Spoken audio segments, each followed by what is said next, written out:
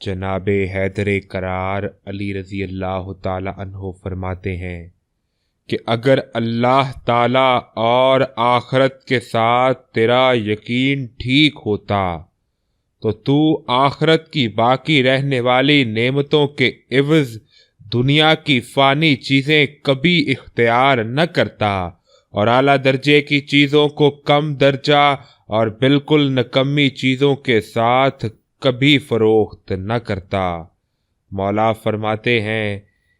کہ جب تو دار فانی سے منہ پھیر لے اور دار آخرت کا چاہنے والا ہو جائے تو سمجھ کہ تیرا تیر نشانے پر لگا، تیرے لیے کامیابی کے دروازے کھل گئے اور ہر طرح کی خیر و فلاح کے ساتھ تو کامیاب ہو گیا۔ بس جو شخص آخرت کا یقین رکھتا ہے وہ دنیا کی حرص نہیں کرتا، اور جو شخص آخرت کا یقین رکھتا ہے وہ دراصل دنیا سے منہ موڑ لیتا ہے۔ اللہ ہمیں علی کی طرح آخرت کی فکر عطا فرمائے، آمین۔